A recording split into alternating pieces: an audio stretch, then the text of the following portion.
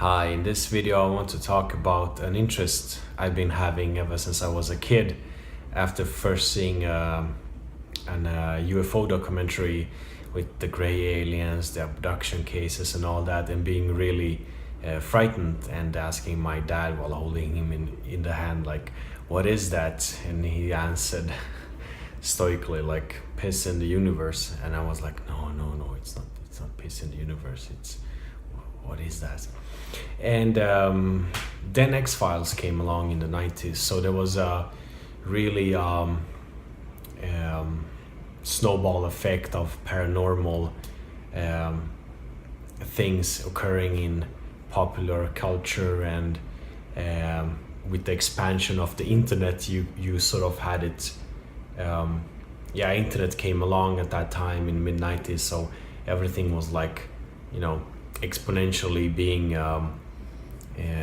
exposed, produced, and talked about within the field of UFO, paranormal stuff and all that. And then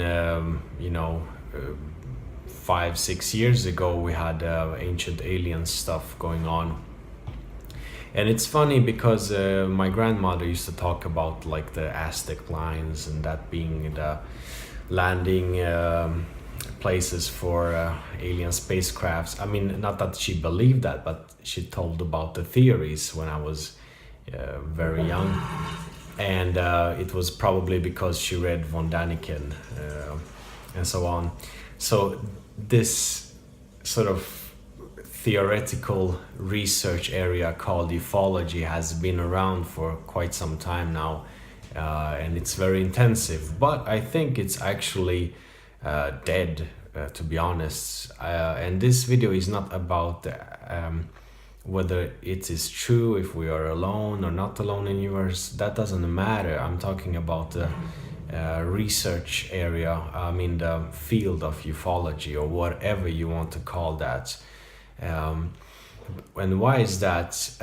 Well, to not make this long, not to make this video long, it's because in the beginning there was the nuts and bolts UFOs.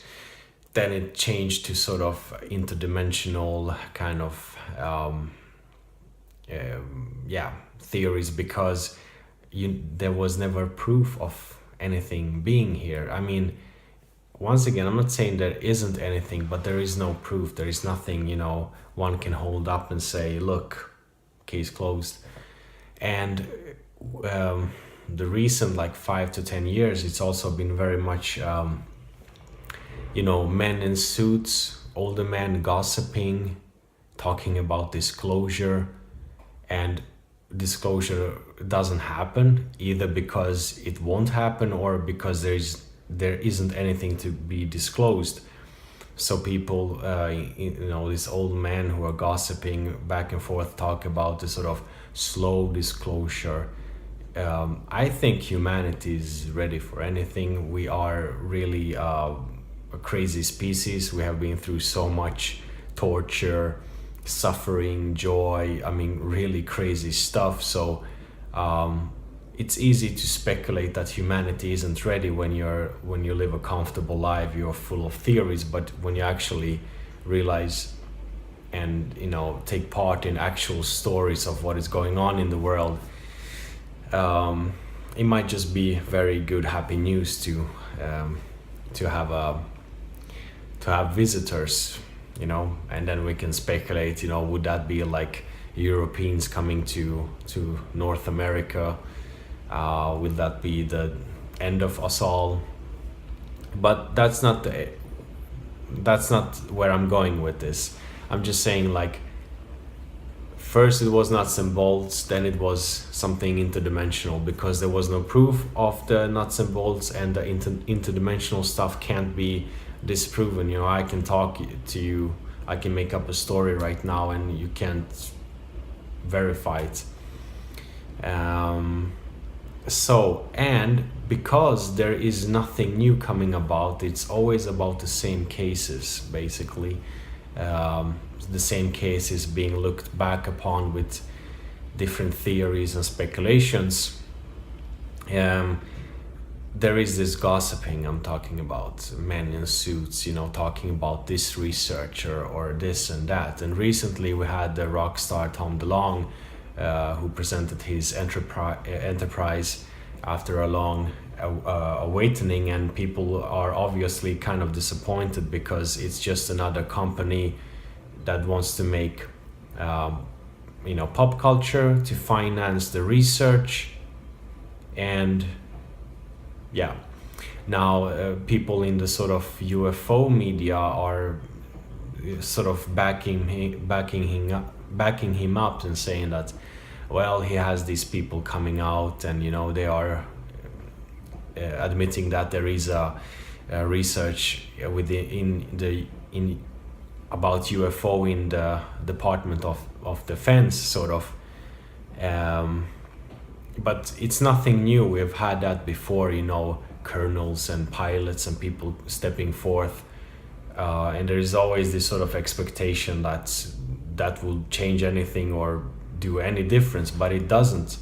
And I'm not negative here. I'm not saying like I don't know what this will bring about, but looking from what's been going on in the past, I'm just not interested really, because there seems to be nothing there. There is no proof of anything, nothing to be presented. There was nothing, you know, just asking for money, and of course everything costs, and things need to be financed. And some in the UFO media even compared, you know, his enterprise with Elon Musk, but that's a big difference, you know. It's a how do you say, disgrace for Elon Musk, because he has a company that, you know, wanted to improve rocket science. He did. He wanted to make electronic cars. He did. Electronic cars, sorry. And he never talked about aliens and stuff. And even within the field of artificial intelligence, Elon Musk, you know, half a year ago presented the Neuralink project. So he's very specific. He says like, I'm gonna make this, and he does that, or he fails to do that, but so far he's succeeded.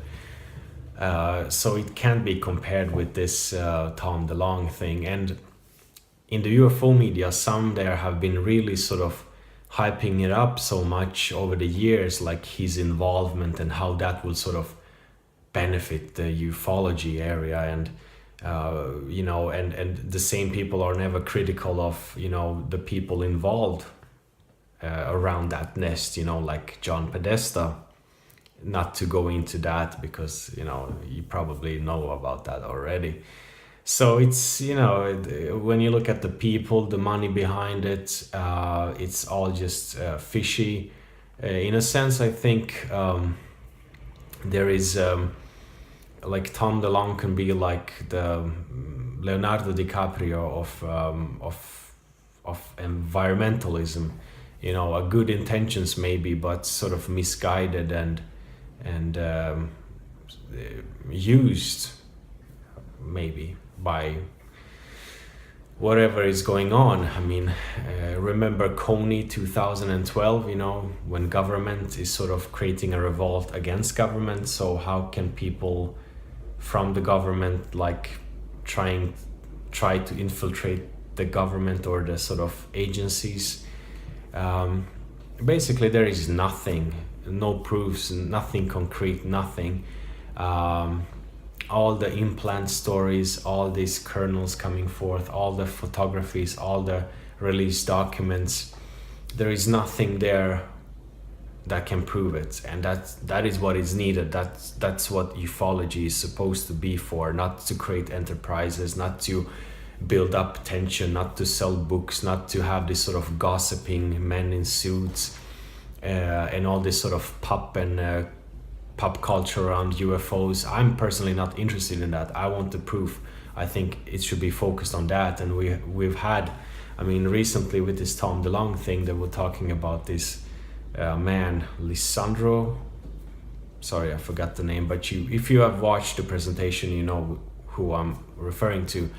And in the UFO media, they lift him up like he's some kind of a fresh guy from the, you know, secret agency who is coming here now, you know, to join the rebellion or something. But we've had that before, you know. What's the British man's name? You know who I'm referring to, the guy who worked at MI12 or something in the 90s, and then he quit that and it became like another man in suit talking about UFO cases. His area of focus was the Rendleshire Forest, whatever the name of that forest is. Nick Pope, yeah. So we've had those government guys converting to the different team, but it didn't change anything.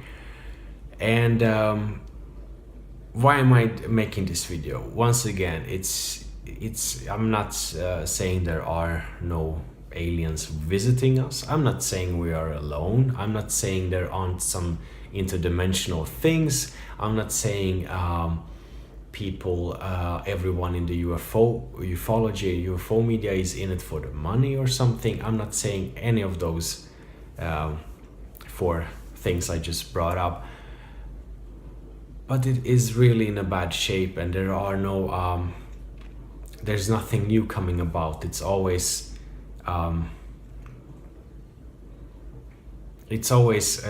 revisiting the same things with a different perspective, and when you don't get the evidence you were hoping for, you find another twist and you waste years on that and so on.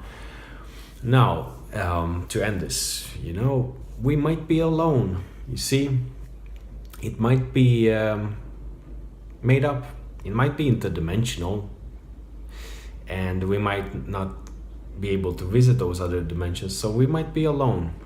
As highly developed society and civilization as we are now, even that would be a nice thing to say about humanity, but still we are who we are, and we are where we are.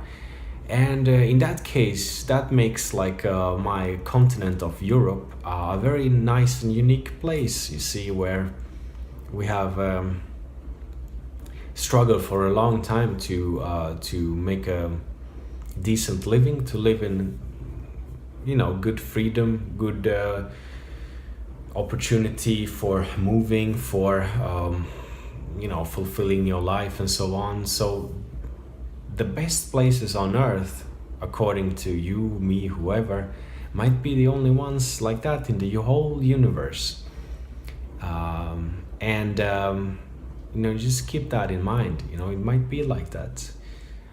Personally, I'm still interested in UFOs, ufology.